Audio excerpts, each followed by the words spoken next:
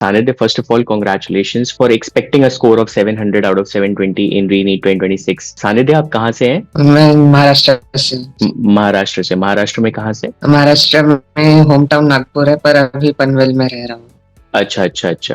तो सानिध्य, क्या आप एक बेसिक इंट्रोडक्शन दे सकते हैं अपने बारे में? अपने आप को इंट्रोड्यूस कर सकते हैं? मेरा नाम सानिध्य डोंगरे है, मैं नागपुर से हूँ और मैं अभी पनवेल में रह रहा हूँ। मैंने अपनी स्कूलिंग केंद्रीय विद्यालय ओएनजीसी पनवेल से की है और आकाश इंस्टीट्यूट मैंने नीट के लिए 11th से ज्वाइन किया है। Okay okay okay. तो सानिध्य, आपने 2 साल का प्रोग्राम ज्वाइन किया था आकाश का, और ये आपका फर्स्ट अटेम्प्ट था फॉर ReNeet 2026 एग्जामिनेशन? हाँ, फर्स्ट अटेम्प्ट था ये। जी जी, ओके। तो सानिध्य, क्या आप ये बता सकते हो कि आपने अपनी 10th और 12th कहाँ से की है? 10th और 12th मैंने पनवेल से की है, केंद्रीय विद्यालय ओएनजीसी पनवेल से। अच्छा अच्छा। और क्या स्कोर्स रहे थे आपके 10th और 12th में? 10th में 99.6% रहे थे और 12th में 99% थे। ओके, वेरी गुड सानिध्य, एक्चुअली वेरी नाइस कोर्स।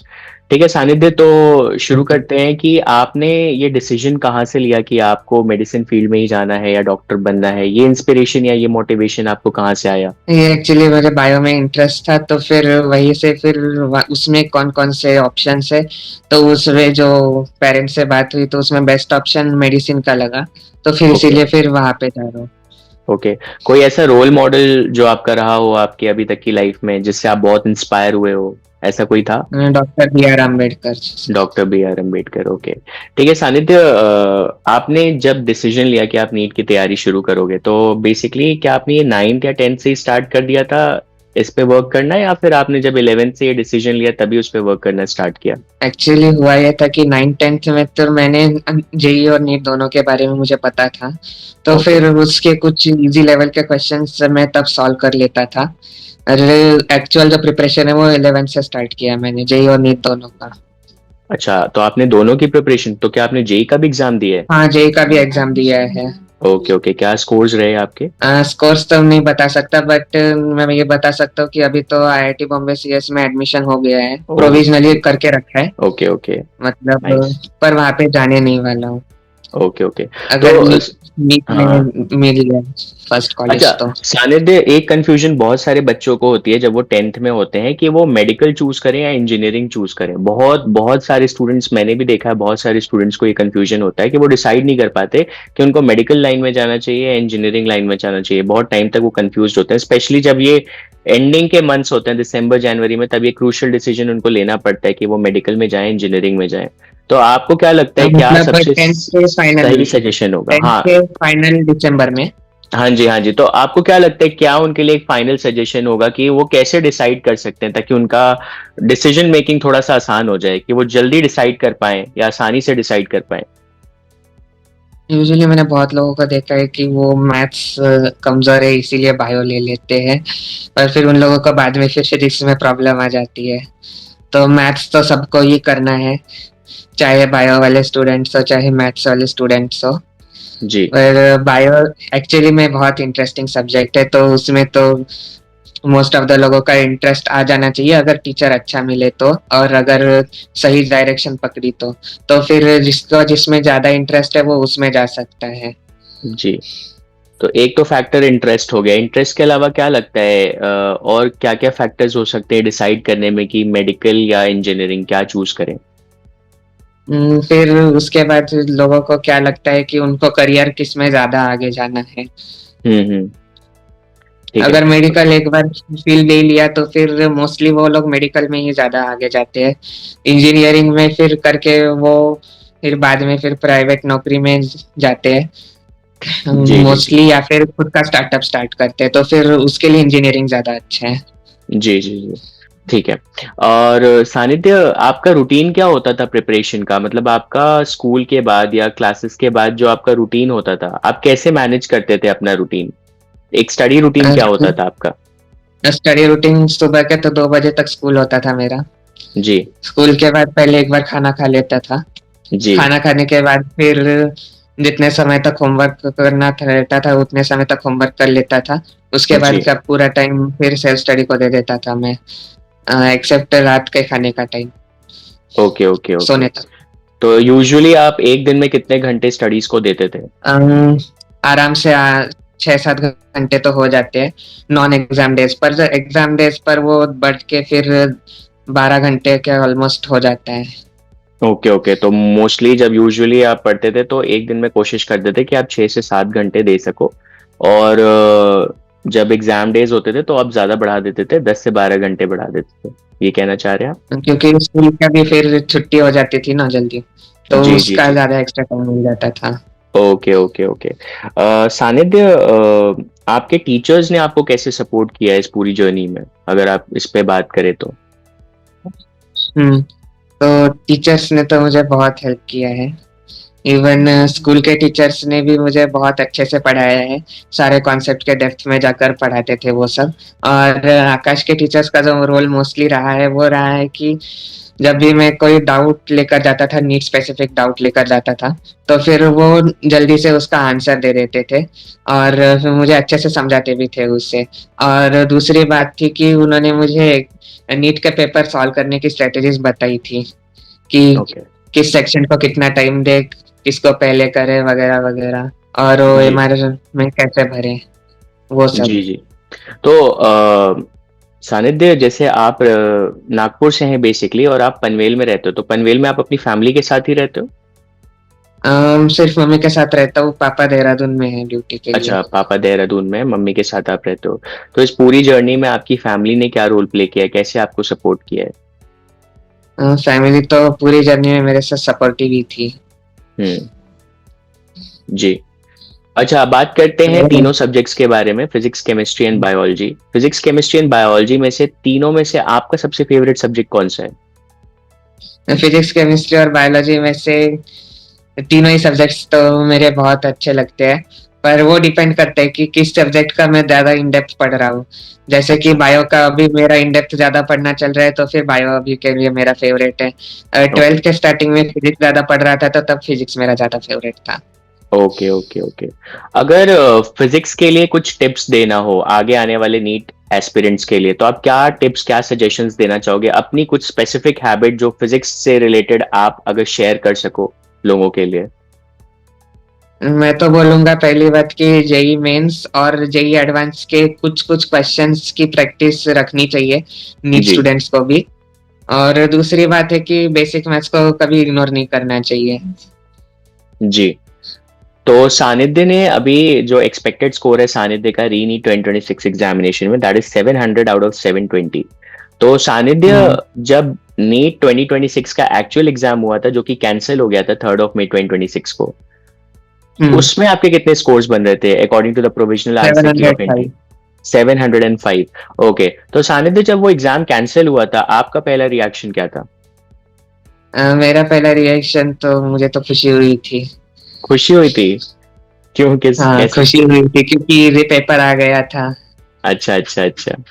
एक मिक्स रिएक्शन सबने दिया है, कोई हैप्पी था, कोई डिस्ट्रेस था।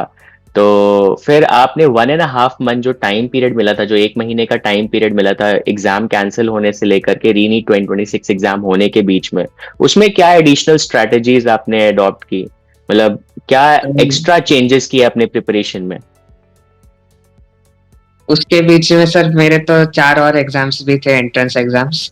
10th जी। में को आईएसआई था, 17th में को जेई एडवांस था, ओके 6th जून को नेस्ट था, 7th जून को आईआईटी था। तो ओके। फिर उनकी भी प्रिपरेशन में साइड बाय साइड कर रहा था। और उसके साथ फिर नीट का भी प्रिपरेशन जेई एडवांस के बाद से मैंने प्रॉपर प्रिपरेशन शुरू कर दिया था। जेई के साथ नीट की तैयारी करना बहुत ही चैलेंजिंग रहा होगा आपके लिए, क्या क्या एक्स्ट्रा चैलेंजेस, क्योंकि मैथ्स और बायो दोनों पे साथ साथ फोकस बना करके रखना कितना चैलेंजिंग था आपके लिए? उसमें कोई ज्यादा चैलेंजिंग बात नहीं है क्योंकि फिजिक्स और केमिस्ट्री तो दोनों में सेम ही है। हाँ, फिजिक्स और और केमिस्ट्री सेम है। मैथ्स और बायो मेरा पहले से अच्छा है, तो फिर ज्यादा कोई प्रॉब्लम नहीं हुआ मुझे। Okay okay okay. और जब री नीट के लिए टाइम मिला उसी बीच, जैसे आपने मेंशन किया कि आपके जेई एडवांस के भी एग्जाम्स थे उसी बीच में, तो हम्म। हाउ डिड यू मैनेज, मतलब मैनेज करना, क्योंकि प्रायोरिटाइज करना पड़ा होगा फिर आपको एग्जाम्स को उस बीच में, तो कैसे हम्म। मैनेज किया आपने फिर? मैंने पहले तो जितने एग्जाम्स थे उन पे मेरा मेजर फोकस था। जैसे जेई एडवांस जब था तब फिजिक्स केमिस्ट्री और मैथ्स पे मैं ज्यादा फोकस कर रहा था, और मुझे ये बात तब पता चल रही थी कि नीट कैंसिल हो गया है तो रीनीट के लिए भी पढ़ना पड़ेगा। तो फिर फिजिक्स और केमिस्ट्री मुझे फिर और आगे भी लगना है, ये भी पता था। आईआईटी में मैथ्स और बायो दोनों आते हैं तो मैथ्स और बायो भी पढ़ना पड़, वो भी मुझे पता था। ओके ओके, ग्रेट तो फिर सानिध्य, वो ग्रेट वही सोच के फिर मैंने अपनी प्रिपरेशन को शुरू रखा था। Great great great. तो सानिध्य, बायोलॉजी के लिए आपने एक्स्ट्रा क्या एफर्ट्स लगाए? मतलब अगर मैं बोलूं कि बायोलॉजी के लिए अगर आप कुछ टिप्स शेयर कर सके अपकमिंग नीट एस्पिरेंट्स के लिए, तो वो क्या होगा? सबसे पहले तो एनसीईआरटी को लाइन बाय लाइन पढ़ना चाहिए। इवन जो साइंटिस्ट की इंफॉर्मेशन और वो प्रीवियस वाला पेज है वो भी पढ़ना चाहिए, क्योंकि नीट 2025 में उससे रिलेटेड क्वेश्चन आया था। जी जी। जबकि नीट 2026 में पहली वाली नीट में और दोनों री नीट दोनों में उससे रिलेटेड कोई क्वेश्चन नहीं आया था, फिर भी फॉर सेफ साइड वो पढ़ के रखना चाहिए। जी, हम्म। तो आपके अकॉर्डिंग अगर बायोलॉजी हैक करनी है, बायोलॉजी अच्छे से करनी है, तो NCERT is the key to biology, right? NCERT तो करनी ही करनी है, उसके साथ फिर पीवाईक्यूज करने हैं। Okay okay. क्या एडिशनल कोई बुक्स आपने प्रेफर किए थे अपार्ट फ्रॉम एनसीईआरटी? हाँ, एक तो मैं बता सकता हूँ, एमटीजी की एनसीईआरटी और फिंगर टिप्स नाम की बुक आती है, उसमें अच्छे क्वेश्चंस दिए हुए हैं। Right right. ओके। एंड सानिध्य, व्हाट अबाउट केमिस्ट्री? केमिस्ट्री के लिए कुछ अगर आपको टिप्स शेयर करना हो, फिजिकल केमिस्ट्री, इनऑर्गेनिक और ऑर्गेनिक, तीनों के लिए अगर मैं तीनों के रिस्पेक्ट में अगर आपसे पूछूं कि क्या टिप्स आप शेयर करोगे अपकमिंग नीट एस्पिरेंट्स के लिए, तो क्या होगा? ओके, तो मैं फिजिकल केमिस्ट्री से शुरू करता हूँ। फिजिकल के लिए मैं अगेन वही टिप्स दूंगा जो कि फिजिक्स के लिए भी थी, कि जेई मेंस के एटलीस्ट पीवाईक्यूज कर लेने चाहिए, स्पेशली 26 के जनवरी अप्रैल अटेम्प्ट के, क्योंकि इस जेई मेंस 2026 एक अच्छे लेवल का पेपर था, तो इसीलिए उसके करने चाहिए। और दूसरी बात, जेई एडवांस के भी कुछ कुछ क्वेश्चंस की प्रैक्टिस रखनी चाहिए for physical chemistry. Okay. Okay. और फॉर इनऑर्गेनिक केमिस्ट्री एनसीईआरटी फिर से तुमको पढ़नी पड़ेगी, और वो भी पूरा डिटेल में, हर एक को एक ट्रेंड, एक एक ट्रेंड, एक एक एक्सेप्शन, और ऐसे फिर ऑलमोस्ट 15-20 ट्रेंड बन जाते हैं, 15-20 एक्सेप्शन, उसमें हर एक ट्रेंड में कुछ ना कुछ एक्सेप्शन भी होता है, तो फिर वो सब, तो उसमें तो याद करने के अलावा तो कोई ऑप्शन नहीं है। बस जो उसकी रीजनिंग है वो भी पता होनी चाहिए, क्योंकि इस बार एक क्वेश्चन आया था रीनीट में असर्शन रीजन वाला, उससे रिलेटेड। तो फिर ओके। उसकी रीजनिंग के साथ हमको ये पता होना चाहिए कि वो एक्सेप्शन क्यों बनता है। जी। ओके। और ओके बात सानिध्य। बचती है ऑर्गेनिक केमिस्ट्री की। ऑर्गेनिक केमिस्ट्री में एनसीईआरटी की जितनी भी रिएक्शंस है वो एटलीस्ट याद होनी चाहिए, नेम रिएक्शंस पे ज्यादा स्पेशली फोकस करना चाहिए। और जी एनसीईआरटी की उसमें एक्सरसाइजेस के क्वेश्चंस वो कम से कम कर लेने चाहिए। जी जी। ओके। सानिध्य, जैसे आपने जेई भी दिया है, नीट भी दिया है, जेई कंप्यूटर बेस्ड टेस्ट है और नीट आपका पेन पेपर बेस्ड टेस्ट है, ऑफलाइन टेस्ट है। सो क्या लगता है कि अगर नीट में CBT mode, computer based test mode introduce करते हैं, तो क्या ये इफेक्टिव होगा, बेनिफिशियल होगा, जैसे जेई में सीबीटी मोड चलता है? मैंने दोनों एग्जाम्स दिए, जेई भी दिया है, नीट भी दिया है। और जो आईआईटी और नेस्ट की एग्जाम्स है वो भी सीबीटी में हुई थी, आईएससी की एग्जाम जो है वो पेन पेपर मोड में हुई थी, तो फिर मुझे दोनों टाइप के टेस्ट का अच्छे से आइडिया है। तो फिर मेरे हिसाब से नीट में क्या होता है कि हम पूरा का पूरा क्वेश्चन पेपर देख सकते हैं। पूरा क्वेश्चन पेपर देखने से ये फायदा होता है कि हम आसान क्वेश्चंस को जल्दी जल्दी आइडेंटिफाई करके उनको जल्दी जल्दी सॉल्व कर सकते हैं। पर जी उसमें एक टाइम जो ज्यादा जाता है वो जाता है कि ओएमआर शीट भरने में, सेम ओएमआर शीट भरने में वो टाइम थोड़ा सा देना पड़ता है, पर वो भी नेग्लिजिबल टाइम होता है। जबकि जेई एडवांस में स्पेशली जो प्रॉब्लम आती है वो फिजिक्स और केमिस्ट्री के कुछ क्वेश्चंस में आती है, क्योंकि हमें नीट में तो क्वेश्चन पेपर मिलता है तो उसमें कई बार डायग्राम्स बनाए हुए मिलते हैं, तो डायग्राम्स बनाए हुए मिलते हैं तो उनमें, तो तो उसमें हम डायरेक्टली हम कोई भी एलिमेंट ले सकते हैं छोटा सा, उसके बाद फिर कैलकुलस लगाना उसमें आसान पड़ता है। जबकि अगर सीवीटी मोड आ गया तो फिर उसमें हमें वो सेम फिगर अपनी रफ शीट पे कॉपी करना पड़ता है। तो रफ ओके। शीट पे कॉपी करने में फिर ज़्यादा टाइम लगता है। उसके बाद फिर उसमें वही सब करो। तो फिर एक्चुअली मेरे हिसाब से कि थोड़ा-सा डिसएडवांटेजेस होगा स्टूडेंट्स के लिए। Okay okay okay. ठीक है। और आपको क्या लगता है कि अगर नीट में एज लिमिट लगा दें या अटेम्प्ट लिमिट लगा दें तो क्या वो सही डिसीजन होगा नीट एस्पिरेंट्स के लिए? अटेम्प्ट लिमिट का तो मैं सोच सकता हूँ कि ठीक है कि अगर कोई 10-11 बार भी दे रहा है और फिर भी नहीं हो रहा है, तो फिर उससे अच्छा कोई और कोर्स कर ले, उसमें वो ज़्यादा अच्छा कर पा रहे। पर एज लिमिट को मैं सपोर्ट नहीं करता हूँ। सानिध्य, जो दूसरा क्वेश्चन है मेरा वो ये है कि कोई अगर 400 से 500 के बीच स्कोर कर रहा है अगर री नीट 2026 एग्जामिनेशन में, 400 टू 500 के बीच, सपोज 450 मार्क्स स्कोर कर रहा है इस साल री नीट 2026 एग्जामिनेशन में, तो आपका एक ऑनेस्ट सजेशन उसके लिए क्या होगा? क्या उसको एक फिर से ड्रॉप लेना चाहिए या फिर किसी और कोर्स पे वर्क करना चाहिए? उसे तो सबसे पहले खुद सोचना चाहिए कि उसे सच में डॉक्टर बनने में इंटरेस्ट है या नहीं है। जी। अगर उसका सच में इंटरेस्ट है और वो मेहनत करने के लिए अम, तैयार है, तो फिर मेरे हिसाब से ड्रॉप लेना सही डिसीजन होगा उसके लिए। पर बहुत सारे लोग फिर ड्रॉप ले लेते हैं, पर ड्रॉप ईयर में भी अच्छा नहीं कर पाते, तो फिर उनको फिर से एक और बार ड्रॉप ईयर लेना पड़ता है। तो फिर सेम चीजें फिर वो बार बार पढ़ रहे होंगे, तो फिर उसमें उनको टेंशन भी आता है। और फिर उनको पिछले साल की नीट भी याद आती है कि उन्होंने कौन कौन सी गलतियां की थी, क्या क्या हुआ था उनसे। तो फिर वो सब उनके प्रिपरेशन में थोड़ा से बाधा डाल सकता है। पर अगर वो सच में डिटरमाइंड हो और वो सच में चाहता हो कि वो अगले साल नीट अच्छे से क्रैक कर पाए, और वो खुद पे विश्वास रखता है कि वो 600 प्लस ला सकता है नीट में, तो मेरे हिसाब से ड्रॉप लेना सही डिसीजन है। ओके। और सानिध्य, कभी ऐसा होता होगा कि आप बहुत टायर्ड एग्जॉस्टेड फील करते होगे या डीमोटिवेटेड अगर हो जाते होगे, कभी भी अप्स एंड डाउन्स आए, कभी कोई चीज नहीं वर्क कर रही है आपके अकॉर्डिंग, या कभी बाय चांस आपके मार्क्स अगर कम आ गए जितना आपने एक्सपेक्ट किया था, तो उस केस में आप कैसे खुद को फिर से चार्ज अप करते थे? How did you get motivated again? Hmm, मैं सबसे पहले तो देखता था कि कौन कौन सी जगह पर गलतियां हुई है, और ऐसे केसेस में वो मोस्टली सिली मिस्टेक्स ही होती थी। तो फिर मैं ऐसे सोचता था कि अब मुझे क्वेश्चंस को अच्छे से पढ़ना है और हर एक स्टेप को अच्छे से ध्यान देना है। तो फिर उससे मेरी मिस्टेक्स कम हो जाएंगी, या फिर जो भी स्पेसिफिक मिस्टेक उस टेस्ट में ज्यादा बार हुई है उस पर मैं ज्यादा फोकस करता था, ताकि नेक्स्ट टेस्ट में वो मिस्टेक ना हो। ठीक है।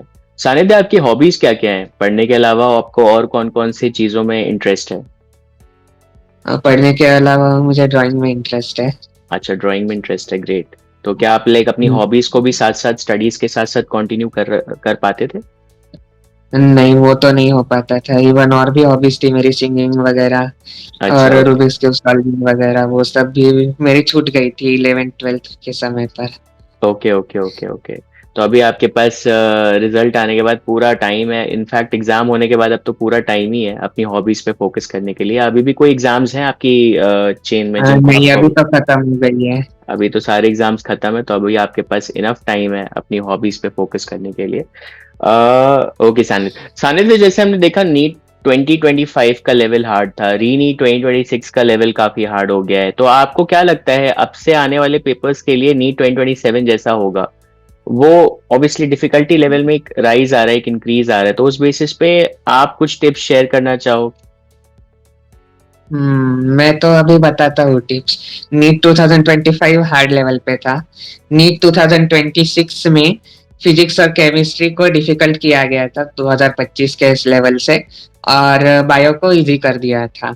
तो फिर इससे ये बात पता चलती है कि एनटीए अनप्रेडिक्टेबल है, वो कभी भी कोई किसी भी टाइप का पेपर बना सकते हैं। तो फिर हमें सब टाइप के पेपर्स के लिए प्रिपेयर रहना पड़ेगा, इवन डिफिकल्ट पेपर्स के लिए, इजी पेपर्स के लिए भी। तो फिर डिफिकल्ट इजी पेपर्स के लिए तो फिर जो अपना मेन मोटिव होता है वो होता है कि सिली मिस्टेक्स को अवॉइड करना, और जो जितना कम कर सकता है उसको उतना अच्छा कॉलेज मिलता है, तो वो एक है। और डिफिकल्ट पेपर्स के लिए मैं फिर से बोलूंगा कि जेई जेई एडवांस और जेई मेंस के पीवाईक्यूज फिजिक्स और केमिस्ट्री के लिए, और आईआईटी नेस्ट के पीवाईक्यूज बायो के लिए ओके। एटलीस्ट उस कर लेने चाहिए। जी जी जी। ठीक है। सानिध्य, मॉक टेस्ट और रिवीजन, मॉक टेस्ट बेसिकली अगर मैं मॉक टेस्ट की बात करूँ कितने यूजफुल होते हैं? कई बच्चे मॉक टेस्ट स्किप कर देते हैं, चाहे वो कोचिंग की तरफ से हो चाहे वो रैंडम कोई मॉक टेस्ट सीरीज हो, वो स्किप कर देते हैं। तो आपको क्या जी। लगता है मॉक टेस्ट कितना यूजफुल है, कितना इम्पैक्टफुल है तैयारी में? मॉक टेस्ट एक्चुअली बहुत यूजफुल है कि तुम लोग फिजिक्स केमिस्ट्री बायो पढ़ लोगे, पर उसको एग्जाम में कैसे टाइप के क्वेश्चंस आते हैं वो मॉक टेस्ट से पता चलता है। और बहुत सारी और भी स्किल्स होती है एग्जाम देने के समय की, जैसे टाइम मैनेजमेंट, और फिर क्वेश्चन सही से कैसे पढ़ते हैं, और क्वेश्चन के हिसाब से कैसे अडेप्ट करते हैं, और इन केस पेपर हार्ड आ गया तो कैसे मैनेज करना है। वो वो सब वो मॉक टेस्ट से ही पता चलता है। जी जी जी। ठीक है सानिध्य, जो दूसरा क्वेश्चन है मेरा वो ये है कि आपने जब एग्जाम दिया 3 घंटे का जो समय था उसको कैसे मैनेज किया? क्या सीक्वेंस था आपका पेपर अटेम्प्ट करने का, या आपका ओएमआर फिल करने का क्या पैटर्न था? एक बार अगर आप वो शेयर कर सके हमारे साथ। मैंने मोस्टली स्टूडेंट्स को देखा है, या तो फिजिक्स केमिस्ट्री बायो फॉलो करते या तो बायो केमिस्ट्री फिजिक्स फॉलो करते। मैंने दोनों फॉलो नहीं किया था। मुझे जो सबसे ज्यादा सूट करता था वो था बायो फिजिक्स केमिस्ट्री, तो मैंने वही ओके वाला पैटर्न फॉलो किया था। तो ओके जिसको जो अच्छे से सूट करता है, जिसको जितना ज्यादा जल्दी जो सेक्शन हो रहा है वो जल्दी करे, क्योंकि हर एक क्वेश्चन के सेम ही मार्क्स है। Okay. And OMR filling pattern क्या था आपका? क्या आपने at the end of the paper OMR fill किया, या साथ साथ ओएमआर फिल करते थे, या रेगुलर इंटरवल्स पे ओएमआर फिल करते थे? रेगुलर इंटरवल्स पे करता था, रेगुलर सेक्शन इंटरवल्स पे वाइज। करते थे। ओके ग्रेट, सेक्शन वाइज आपने ओएमआर फिल किया, which is a good thing I feel. मुझे भी लगता है ये सबसे कॉशियस डिसीजन है फिल करने का ओएमआर। इसके अलावा उससे चलिए। एक और फायदा होता है कि अगर किसी क्वेश्चन का आंसर तुम्हें बाद में याद आ गया कि हम्म। ये नहीं वो होगा, तो फिर तुम ओएमआर शीट को बदल नहीं सकते। पर जी अभी इसके बाद से सीबीटी पैटर्न हो रहा है, तो फिर उसमें तो वो एक बेनिफिट मिलता है कि हम अपने ऑप्शंस कभी भी बदल सकते हैं, तो आगे वाले स्टूडेंट्स के लिए इसका कोई ये नहीं होगा। ठीक है। Sanidhya, what college are you targeting on this core? What is your dream college? AIIMS Delhi. AIIMS Delhi. AIIMS Delhi. कोई any other 3 colleges apart from AIIMS Delhi जो आप टारगेट कर सको, या जो आपकी लिस्ट में हो, ड्रीम कॉलेजेस की लिस्ट में हो? आईआईटी बॉम्बे, वो तो मिल गया। IIT Bombay CSE, okay. IISc Bangalore. मुझे लगता है कि अगर आईआईएससी अगर बैंगलोर भी मुझे मिल ही अगर जाएगा मुझे आईआईटी। अगर मुझे सिर्फ मेडिकल प्रोफेशन में या मेडिकल लाइन में जानना हो, एमबीबीएस के रिस्पेक्ट में जानना हो? तो फिर मेरे हिसाब से ज्यादा मौलाना आजाद, मौलाना आजाद। Okay great. बस उसके ठीक है। नीचे नहीं सोच रहा हूँ। Okay, okay, great. So we also have the Deputy RD of the Akash Mumbai Goa region, Sir Chandrasekhar Misra. Sir, would you like to tell or add something about Sanidhya in this meeting, in this interview? Sanidhya was very, very intelligent from class 10th itself when he joined us. जी and जो बोला जाता है ना हिंदी में कि खुनहार बिरबान के होत हैं चीखने पात, वो फिलहाल जी बचपन में के लिए बोला जाता है, बट 10th में हमने इस चीज को ऑब्जर्व कर लिया था। जी जी जी। और बच्चा उसी समय से ही was interested more in going for IIM exams, NSC exams, olympiad exam, thinking of both JEE as well as NEET, both ways. So Okay, class okay. 10th he was going for IIM, but in class 11th he took NEET admission in NEET in Akash. Okay. जी But in class 12th, coming to class 12th, once again he said I want to take JEE also. So he was allowed the classes of NEET also and JEE also. Both the Okay. classes he took with us. Some night classes he avoided because night classes means special classes that conducted the night. We were conducting for him also, but he denied that, sir, I don't have that time because my Okay. focus is your especially NSCs. He Okay. qualified NSCs, he qualified your IQM also, and that's the result he got into IIT also, and he got into NEET also. But Okay. as per my knowledge, his main target was AIMS. Yes. Although he has taken Mentioned admission also. in IIT Delhi, he has taken admission in IIT Mumbai in Yes. CS. Yes. But Yes. main target is in AIMS Delhi. So hopefully when seats are open or admissions are open, counseling is done, at that time he may shift to AIMS. Okay. But on the whole, he was a very, very disciplined, focused child and fully supported by mother. Mother was continuously behind him, always supporting him in any way, and always taking track of whatever he's doing, talking to teachers also. No disturbance with respect to phones, because whenever we'll call his number, ultimately mother will pick up. and Yes, mother sir. will give the phone or will not give the phone. That's the process. So that's the right thing for present generation also. The parents should learn from this part. That was great, sir. So how has he been in all these subjects, physics, chemistry, and biology, and how was managing bio and maths done by him during this process? So actually, if I say that he was interested in both in class 10th also, in NEET as well as in maths also, as well as bio also, both. So if I say like this, that if the student is interested in both, then he can handle maths because maths was his interest. Yes, That's sir. why he has taken IQM. He has gone to the third level of maths. The maths was Okay. his interest. It was in blood, if I use the word. So it was easier for him. And bio was interesting, maybe interesting for him. So he can handle that because bio is coming mostly on NCERT level only, school level only. If he has taken school level examination and has that approach, he gets the result. Because physics and chemistry is the key. In medical, if you see, physics is the key. Physics changes the whole result. Yes, sir. Because many students in medical don't do physics so well. And the student who has an edge in physics can do better in NEET also. And same applies for JEE also. If I say any person of medical, if he's good in physics and chemistry, but slightly weak in maths, can handle that and get the seat in JEE also. So because of physics, chemistry, he has handled that. But I'll not say bio, he has got less. He has done very well in bio also.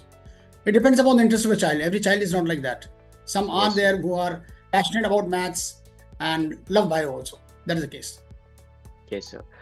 Sir, how were the lectures or the faculties in Akash cooperative with Sanidhya during this entire process? Cooperation was full because if I say that the student who is extraordinary always requires extra edge from the teachers also. So that extra is required. It's not normal classes will not help him because he will have number of questions to be answered. He will have number of points to be known. He may have curious mind. So extra points have to be given. So for that special treatment was given to him. Whenever he has asked a doubt, the time was given to him. If not immediately, but the time was given that at this time slot you come, we will take care of you separately, one-to-one. Because in a class, if this child sits, then ultimately what will happen? You find the other students will feel that he knows everything. We don't know anything. So in that case, that comparison starts. So better is to give one-to-one support to him. We have given that. So, what was the reaction of the faculties? I would specifically want to know when the NEET examination was cancelled and re-NEET 2026 was announced. So it may be faculty or it may be students. In both the way, the reaction was not very positive. Because once again everything has to start. Once again we have to motivate children. Many children got demotivated, demoralized that what now to be done because they have done very well in exams. We have some students who got 696, 700 at that time in the first NEET. But when second NEET happened, it was slightly on the tougher side. So they got less marks, nearly 650, 660 now. So now they are feeling what we have done. All the paper was tough, it's for all. We can't say anything on that. But Yes, students were also demoralized, demotivated. What has happened like this? Because again and again, if cancellation of exam takes place, every year it's really happening for last so many years. We see that every year something is coming out for NEET specifically. Then challenges there, whether after re-NEET also they may think, suppose it's out, then what? Suppose cheating takes place, then what? So that question always arises in the mind of a child. So we are not satisfied with that paper should not be out. Paper should be taken with full care. ठीक है सानिध्य, एक rapid fire लेते हैं आपके साथ. Instantly आपको answer करने पड़ेंगे क्वेश्चंस, ठीक है? लेट नाइट स्टडी प्रेफर करेंगे या अर्ली मॉर्निंग स्टडी प्रेफर करेंगे? लेट नाइट मतलब कैसे? लेट नाइट मतलब अगर लेट नाइट तक पढ़ रहे हैं 10-12 बजे 1-2 बजे तक, जब तक आप वो फिनिश नहीं कर लेते, या फिर सुबह उठ के वही चीज? डिपेंड्स ऑन स्टूडेंट्स की एफिशिएंसी. मैं लेट नाइट प्रेफर करूंगा. आप लेट नाइट प्रेफर करेंगे, ठीक है. यूट्यूब लेक्चर्स प्रेफर करेंगे या ऑफलाइन क्लासेस प्रेफर करेंगे? डिपेंड्स ऑन स्टूडेंट अगेन, कि मैं तो ऑफलाइन प्रेफर करूंगा. ठीक है. 1 घंटा फिजिक्स पढ़ना प्रेफर करेंगे या 1 घंटा केमिस्ट्री पढ़ना प्रेफर करेंगे? 1 घंटा फिजिक्स पढ़ना. 1 घंटा फिजिक्स पढ़ना, ठीक है. कोई भी क्वेश्चन में अगर आपको डाउट आया तो पहले आप उससे फाइट करना या उसको पहले सॉल्व करना प्रेफर करेंगे या इंस्टेंटली आप फैकल्टी मेंबर्स को कनेक्ट करना प्रेफर करोगे? पहले सॉल्व करना. पहले सॉल्व करना प्रेफर करोगे, ठीक है. कोई एक फेवरेट वेब सीरीज या कोई भी मूवी जिसने आपको कभी इंस्पायर किया हो आपकी जर्नी में? इंस्पायर तो एज सच तो कोई मूवी वगैरह उसके लिए नहीं थी जी. ओके. कोई फेवरेट बुक अगर आपको बात करें तो सैराट. ओके, सैराट, ठीक है। कोई फेवरेट बुक, नॉवेल जो आपको पढ़ने में काफी इंटरेस्टिंग लगती है? हम्म, आज सच में एकेडमिक ही बुक्स पढ़ता हूँ। Okay okay, great. एंड कोई ऐसा फेवरेट स्नैक जो आपको खाना बहुत पसंद है जब आप पढ़ रहे हो, स्पेशली जब आप पढ़ने बैठे हो? नहीं पढ़ने के समय कोई खाने की मुझे खाना थोड़ा सा डिस्ट्रैक्टिंग हो जाता है पढ़ने के समय। ओके, ठीक है। जब आप ब्रेक्स लेते हो पढ़ने के बीच, जब आप ब्रेक्स लेते हो तो आप यूजुअली क्या करना प्रेफर करते हो ड्यूरिंग द ब्रेक टाइम? हम्म, या तो मम्मा के साथ बात करता हूँ, या तो अच्छा, मैं बाहर, या फिर मैं घर पे घूमना शुरू कर देता हूँ, या फिर बाहर देखता हूँ। ओके ओके, ग्रेट ग्रेट सानिध्य। अच्छा, मैं आपसे एक और चीज पूछना चाहूंगा। अगर कोई स्टूडेंट मेडिकल कॉलेज डिसाइड कर रहा है तो क्या क्या फैक्टर्स को कंसिडर करना चाहिए किसी भी पर्टिकुलर मेडिकल कॉलेज को कंसिडर करने में फॉर एडमिशंस? हम्म, मैं तो बताऊंगा कि एक तो पेशेंट लोड को कंसीडर करना चाहिए। Very good. आई दूसरी एम बात, I am quite happy that आपने ये बात उठाई कि क्लिनिकल वॉल्यूम या क्लिनिकल एक्सपोजर काफी मैटर करता है, पेशेंट लोड काफी मैटर करता है, क्योंकि किसी ने इस चीज को मेंशन किया नहीं अभी तक। हाँ, वैसे ये बात है कि मेरे भी मौसी जो है वो भी डॉक्टर है, तो फिर ओके उन्होंने भी जीएमसी नागपुर और एम्स नागपुर के बीच में मुझे बताया था कि कौन सा कॉलेज ज्यादा बेटर है, क्योंकि ओके एम्स नागपुर थोड़े डिस्टेंट एरिया में लोकेटेड है, तो फिर वो उसमें पेशेंट लोड उतना ज्यादा नहीं आता है, तो फिर डॉक्टर्स उतना, मेडिकल स्टूडेंट्स उतना ज्यादा अच्छे से सीख नहीं पाते हैं, तो जीएमसी उसमें उस केस में बेटर है। तो फिर ओके, इसीलिए मैंने पेशेंट लोड को फर्स्ट नंबर पे रखा है। Great great great, second number पे आती है क्वालिटी ऑफ टीचिंग।